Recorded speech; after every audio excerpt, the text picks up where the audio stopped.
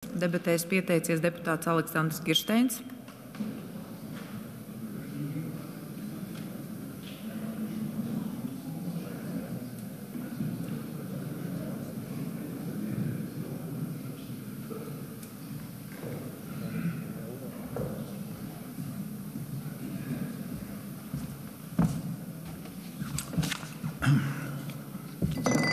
Cienījamā priekšsēdētāja, godājamie deputāti, es laikam kaut ko lāga nesapratu. Es trīsreiz šo likumu pārlasīju, un, ja godīgi, tad pirmo reizi dzīvē redzu tādu smurgus. Šodien, ieiet bibliotekā, izlasiet dienā, ka šodien gāze maksā apmēram 26 eiro tonnā. Gāzes cenas mums pašreiz ir Eiropā 2010. gada līmenī. Protams, mēs esam ļoti priecīgi, ja acīm redzot apkura arī jau mums ir 2010. gada līmenī. Varbūt tur drusciņš sakara ar inflāciju kaut kas augstāks. Bet nē, mēs paskatāmies cenas, un viņas pret ienākumiem ir augstākās Eiropas Savienībā apkurei. Kā tad tā? Tātad Eiropas Savienības komisijas radīt gribā ir sadūrusies ar Latvijas valdības ļengano valsts gribu. Un rezultātā mums ir tas, kas mums ir. Latvija ar bagātākajiem koksnes un kūdras resursiem pasaulē, kur ir vairākiem simtiem gadu iespējams uzturēt stabilu un vienu no lētākajām enerģijām pasaulē, mēs saceram un zemojamies kaut kādu murgainu likumu priekšā. Netērēšu uz dārgo laiku, es tikai pateikšu, ko es īsti nesapratu. Tad sākam ar 2.1. panta pirmajā daļā, pirmo punktu atbalsta schēma. Instruments vai mehānisms, ko piemēro, lai komercdarbības atbalsta ietvaros veicinātu atjaunīgās enerģijas ražošanu, pārvadi, sādāli, samazinot enerģijas izmaksas, palielinot tās pārdošanas cenu vai iegādes apjomu. Kā tad tā? Mums taču stāstīja, ka nekas nav lētāks par sauli un vēju. Iznāk, ka mums vēl būs jāpiemaksā, tad oiks tiek atjaunots. Kas piemaksās? Valstī taču nav nauda. Nauda ir iedzīvotājiem, nauda ir nodokļu maksātājiem, nauda ir uzņēmējiem. Ja? Tātad būs schēma. Skatāmies, kas tad ir atjaunojami energoresursi. Tur ir vējš enerģija, saules enerģija, ģeotermāla enerģija, notek ūdeņi, ūdeņradis, metāns, biomasa, no atkritumiem. Bet nav koksne un kūdra. Interesanti, kur tam mums ministrs nesēž tā? Varbūt aizmirsa. Tātad no atkritumiem mēs taisīsim atjaunojamus energoresursus. Ja? Labi. Ejam tālāk. Skatāmies. Biomasa tur ir viss kas, bet tur arī nav koksne un kūdra tajā sadaļā. Tur ir atkal augu un dzīvnieku izcelsmes vielas, nagi un ragi. Es nezinu, kas tas par izcelsmes vielām, sadzīves atkritumi. Noardāmās frakcijas fantastika. 49. pāns. Fantastisks pāns, kolēģi. Nolasīšu. Centralizētā siltuma apgādes sistēma uzskatām par efektīvu, ja tās darbība izmanto vienu no šādiem enerģijas veidiem, vismaz 50% atjaunīgās enerģijas. Tātad nevis cena nosaka kurināmā tonnas vērtību, bet 50%, kas tur ir piebērts. Kas tad tur būs pie gāzes, kas pašreiz ir 2010. gada līmenī, lai darbinātu, kurinātu katlu māju, tur vajadzēs, lai viņi būtu energoefektīvā un Eiropas Savienība neuzliktu kaut kādus sodus kārtējos. Pievienosim 50% atjaunīgās enerģijas. Lai ministrs nāk un pasaka, vai mēs spainīti nesīsim tur šķidro ūdeņradi vai kaut ko pieliesim klāt. Jeb varbūt, ka te domās, ka mēs ar biogāzi atšķēdīsim. Jeb varbūt ar biodegvielu. Vai jūs ziniet, ka uz ziemeļiem no Francijas, jebkurā valstī, 1 litrs biodegvielas izmaksā vairāk nekā tiek iztērēta fosila enerģija, lai šo biodegvielu saražotu? Līdzīgi Amerikas Savienotās valstīs. Ja? Tikai dienvidu daļā jūs varat no kukurūzas izaudzēt un saražot bioetanolu vai no graudiem, kas drusciņi varbūt ir efektīvāks nekā iztērētā degviela. Tātad tas nozīmē kārtējo piemaksu. Kura biodegvielas rūpnīca Latvijā no rapša vai no kā var darboties, nepiemaksājot viņai kaut kādas subsīdijas? Kas maksās? Izglītība, klimata ministrija, valdība maksās. no kādām kabatām tiks seks šis piemaksas? 50%, ja? Vai 50% atlikuma siltumā? Nu, kas tie pa murgiem? Kas ir atlikuma siltums? Tas ir kaut kāds pārpalikums, piemēram, rūpnieciskā ražošana, tur siltums paliek pāri.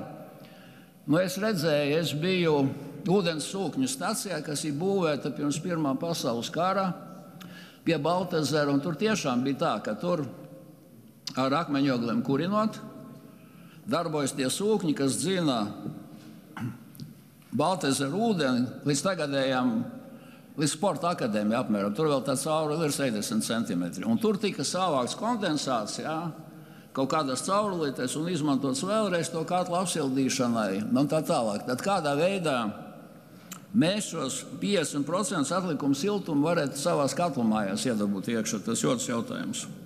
Un tagad trešais, 51. pāns, nu fantastika. Pašvaldības veicot likumā noteikto funkciju, organizē siltuma apgādes administratīvai teritorijai, ievērojot efektīvai siltuma apgādes sistēmai šajā likumā noteiktos kritērijus, lai veicinātu energoefektivitāti un konkurenci un tā tālāk. Jā. Tad pašvaldībām viss tas ir jāvēro. Bet vēl Latvijai noteiktos siltumnīcu efektu gāzu emisiju samazināšanas mērķus 2030. gadam un Latvijas klimata neutralitātes mērķi 2050. gadam pašvaldībām organizējot kurināma iepirkumus ir jāievēro. 30. gadā mums ir nosprausti mērķi samazināt izmešu pa 55%. Eiropas zinātnieki visi raksta von Leyenai, ka mēs pa 20% nevar samazināt. Tie ir nereāli, muļķīgi, nevajadzīgi mērķi. Eiropas Savienība pagājušā gadā IKP mīnus 0,6, kur Ķīnai 5,2 un Indijai pār pa 7%. Jā. Kas šos murgus ir sacerējis? Mēs zinām, ka tas nebūs. 50. gadā mums ir nulles neutralitātes, teiksim, politika, enerģētikas. Jā.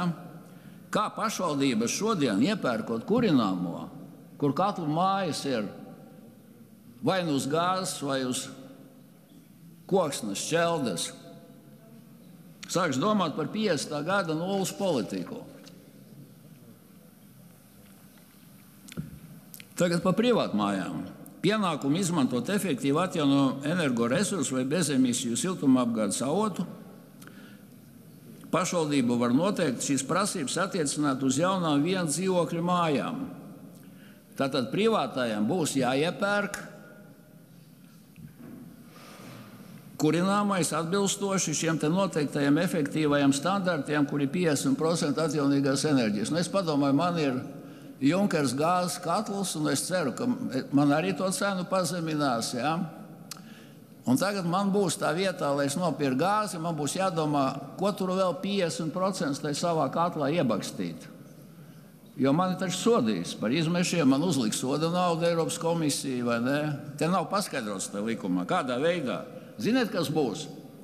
Aizies no klimata ministrijas un privātais ir man koku pa kaklu iedos.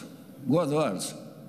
Pamēģiniet kādam, kas dzīvo no centra laukos, varbūt viņam savs mešs, aizliegt viņam kurināt ar malku. Kurš no jums ir dabūjis no saviem vēlētājiem rīkojumu savu kurināmo pārtaisīt 50% uz atjaunojumu kaut kādu enerģiju? Varētu uz elektrību, bet tur ir viena nelaime. Ja man nāk tā elektrība, es neredzu, cik tur ir no atjaunojumiem un cik tur nav no atjaunojumiem, cik tur ir no fosilās enerģijas. Ja? Nu, kādā veidā tas tiks realizēts? Privātajiem, ja, pienākums izmantot efektīvu atjaunojumu energoresursu. Tas ierakstīts likumā, un atjaunojumus energoresursu, kur ir 50% atjaunīga enerģija. Un tad ir, kāpēc pie šiem te atjaunojumiem resursiem nav ierakstīta kūdra un koksne? Mēs prasījām kūdras iegūs asociācija, nu, mums ir dažādas organizācijas, cik reāli atjaunojas kūdra gadā. Jau bija tāds apmēram kaut kāds Eiropas Savienībai uzskats, ka 1 mm gadā, bet faktiski no 2 līdz 4 mm. Piemēram, ķemeros kaut kur ap 4 mm gadā. Ne tikai atjaunīgais, bet visatjaunīgākais resurs, ja, pie 300 miljonu tonnām. Bet te mums liek rakņāties par atkritumiem, lai saražotu tur kaut kādu atjaunojumu resursu. Kas šos murgus rakstā? Es brīnos vispār. Ko jūs komisijas esat skatījušies tur, Johaidī? Nu, ejam tālāk. Tātad loģiski, ka privāti mājās neviens to nedarīs, tas viss ir blēfs. Protams, pret mums tur Eiropas komisija ir atsūtījusi papīru, kurā gadā tur 21. pret mums sāka tur kaut kādu prasību izmeklēt, ka mēs neesam implementējuši savā likumdošanā kaut kādu dienvidos dzīvojuša pusjukuša komisāru murgus. Nu, formāli mēs varam ierakstīt, nu, pieņemsim to likumu, jā. Neviens viņu nepildīs Latvijā. Nu, neviens taču to nenodarbosies. Nu, ko jūs smīdiniet cilvēks? Un 58. pāns, ja tagad nu kā nu izlaiposim, atjaunojuma resursu izmantošana un ražošanas veicināšanas politika, lai cita starpā izpildītu Latvijas saistības atjaunīgās enerģijas jomā. Kādas saistības? Es neesmu nekādas saistības uzņēmies. Kurš no jums ir uzņēmies kaut kādas saistības ar šādiem murgiem nodarboties? Kuri vēlētāji jums ir likuši to darīt? Jā? Kas tas ir? Tā. Vēl laba vieta. Atjaunīgās enerģijas apjoms, kas pārsniedz Latvijas saistības atjaunīgās enerģijas jomā, ir valsts īpašums, kura tiesiskais valdītājs ir Klimata un enerģētikas ministrija. Tātad, ja es uzbūvēšu kaut kādu mazu atomu reaktoru, kas varbūt būs nākotnē, ja, tad tas, ko es pats nepatērēšu, tad būs valsts īpašnieks. Nevis tā privātā kompānija, kas tirgo to enerģiju. Kā to saprast? Apjoms, kas pārsniedz. Jūs zināt, cik ir pašreiz pieteikti vēja parki? Vairāk kā 1800 ieiet mājaslapā ar kopējo jaudu 15 gigavati. Pie Latvijas patēriņa 1 gigavats, kur vairākums ir ārzemnieki. Jūs zināt, cik vajag vienam 300 metrīgam vēja elektrostacijas stabam pamatus? 1 hektāru betonā. 1200 tonnas apmēram tērauds un betons. Un mūsu likuma atļauj ierīkot aramzemē, mežos. Ja? Mums taču būs 15 gigavati, ja? 15 000 megavatu, kur viens tecis mums saražo tik, cik vajag visai Latvijai. Nu tā. Tātad visiem piegādātājiem atcerēties, ja, kurinām piegādātājiem ir jāsaprot un tirgotājiem ir jānodrošina, lai konkrētā piegādātā kurināmā daļa ir atjaunojama no energoresursiem. Un pamēģiniet neiepriecināt Eiropas komisiju. Tālāk. Restīvi, likums par to, ka latvietiem mūžīgi jābūt nabagam. Kvotas, kas ir tirdzniecības kvotas, jūs iedomājaties, ja? Kvotām arī izrādās krīt cena. Tur tagad laikam pa megavatu uz 50 ir nokritusi no 100. Ja? Kāda labsirdība. Kvota ir, es jums pateikšu, kas ir. Tā ir bagātās valsts kā Vācijas, lai attīstītu savu rūpniecību, nopirkšana no nabagiem viņa kvotu, lai viņš tur sūkā ledu, vai ne, un neko neražo, jo viņš savu kvotu pārdos, un lai Vācija varētu attīstīt vēl vairāk savu industriju. Nezinu. Mēs balsojot par Eiropas Savienību, mēs kaut ko tādu esam balsojuši, ja? Ka mēs ar kvotām andelēsim, ka mēs no atkritumiem taisīsim enerģiju, nevis koksni kurināsim. Ja šķelde ir aizliegta vai nav? Te nav uzrakstīts. Nu, ko tad jūs te baidaties? Nu, pasakiet, ja? Ka koksni nevajag mums šķeldu, mums nevajag granulus, nevajag kūdru, nevajag, ja? Kanalizācijas ūdeņus attīstīsim, šķidro ūdeņradis painīšos nesim, ja kaut kāds idiotisms. Aicinu noraidīt.